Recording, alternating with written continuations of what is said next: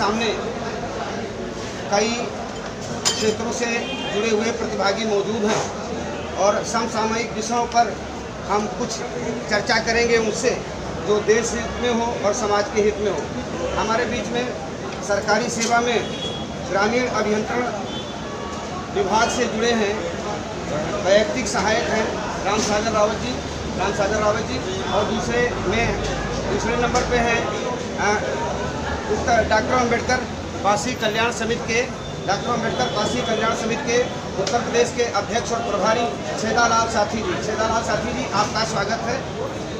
अधिवक्ता हमारे बीच में अशोक राजवंशी जी जो सीतापुर को बिलोंग करते हैं और अधिवक्ता हैं, यहाँ लखनऊ कचहरी में वकालत करते हैं।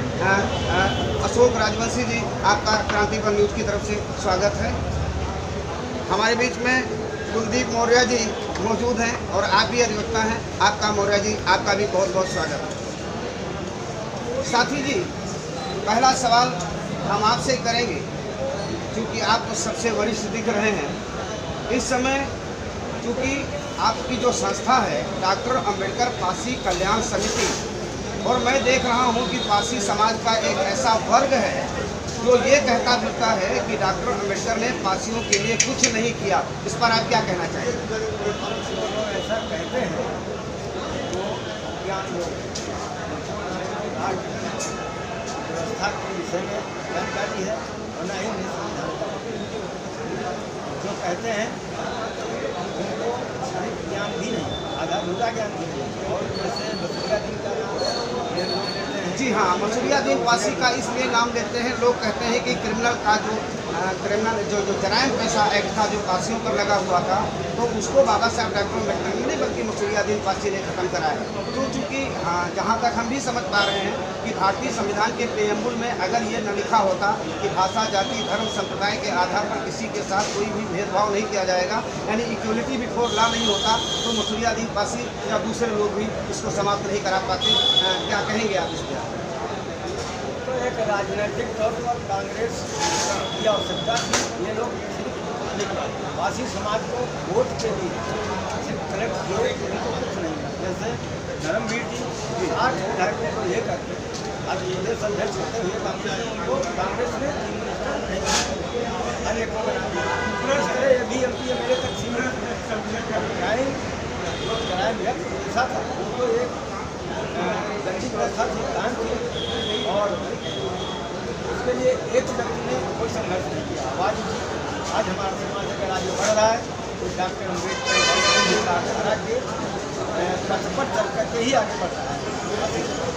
और हमारा जो संगठन है डॉक्टर अम्बेडकर पासी कल्याण समिति, इसका उद्देश्य इसकी विचारधारा अम्बेडकर वाला।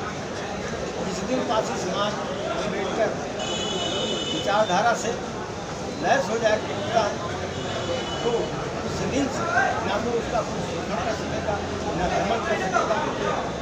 समय समय पर तमाम लोगों ने किया, लेकिन कभी ये इतना सशक्त नहीं है। और व्यवस्था परिवर्तन होनी चाहिए। सारे लोग कहते हैं कि पासी हमारे हैं, पासियों का ना तो कोई नेता है और ना ही कोई राजनीतिक पार्टी है। चलिए साथी जी, दोबारा आपसे सवाल करेंगे।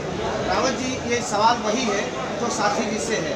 सवाल ये है कि क्या बाबा साहब डॉक्टर अम्बेडकर का पासी समाज के उत्थान में, जो कि आप भी पासी जाति से जुड़े हुए हैं, पासी समाज के उत्थान में क्या बाबा साहब डॉक्टर अम्बेडकर का योगदान नहीं था?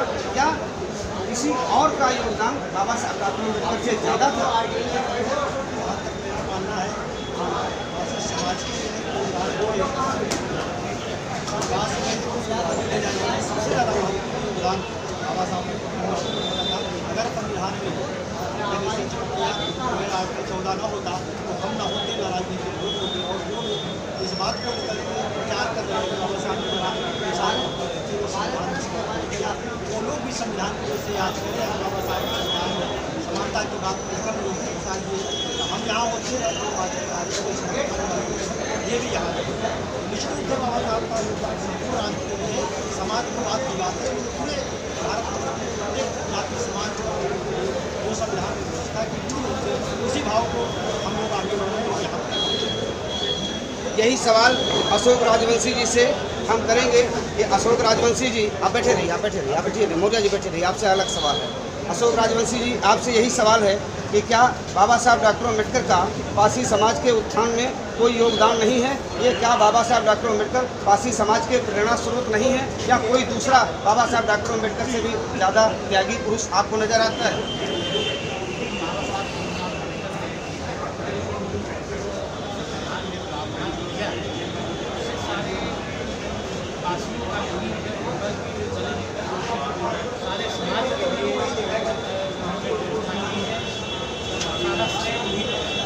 सारा श्रेय बाबा साहब डॉक्टर अम्बेडकर मिल जाता है। चलिए, हम आप सबकी जानकारी के लिए बता दें कि चूँकि बाबा साहब डॉक्टर अम्बेडकर ने जो 1952 का आम चुनाव हुआ था और बाबा साहब डॉक्टर अम्बेडकर को चुनाव में हरा दिया गया था, उसके बाद बाबा साहब डॉक्टर अम्बेडकर राज्यसभा में पहुंचे।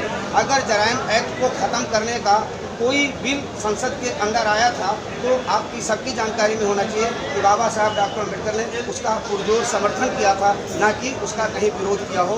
और बाबा साहब डॉक्टर अम्बेडकर के सहयोगी भी रहे हैं, सूर्यादीन पासी जी वगैरह उन लोगों के एक साथ में जुड़े रहे हैं। एक दूसरा सवाल है साथी जी कि अगर जो डॉक्टर अम्बेडकर की तरह से जो उन्होंने बौद्ध धर्म स्वीकार किया, अगर पारसी समाज बुद्धत्व की ओर बढ़ता है तो उससे समाज को क्या फ़ायदा होने वाला है? बहुत बड़ा फायदा होगा। तमाम बुराइयाँ जो सामाजिक हैं और आज जो है खत्म हो जाएगी। और भगवान का जो धर्म बाबा साहब ने अपनाया वो एक तो स्वदेशी था, दूसरी चीज वैज्ञानिक था, समता परक था, इसलिए बाबा साहब ने धर्म को अपनाया।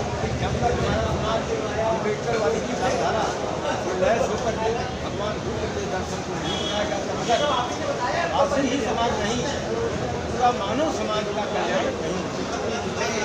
इसी सवाल पे रावत जी आपसे भी पूछेंगे कि जो अंधविश्वास है, जो पाखंड है, अगर उससे दूर हटना है तो जैसे बाबा साहब डॉक्टर अम्बेडकर ने बहुत दीक्षा ली थी, क्या लोगों को आडम्बर से हटने के लिए बाबा साहब डॉक्टर अम्बेडकर का पारसी समाज के लोगों को भी अनुकरण करना चाहिए? निश्चित रूप से समाज का उत्थान और भलाई केवल और केवल बाबा साहब द्वारा जिस सिद्धांत को मान करके बाबा साहब द्वारा बौद्ध धर्म की रक्षा का हम सब लोगों का कल्याण मानव समाज का कल्याण केवल और केवल वैज्ञानिक कसौटियों पर खड़ा खड़े हुए उसके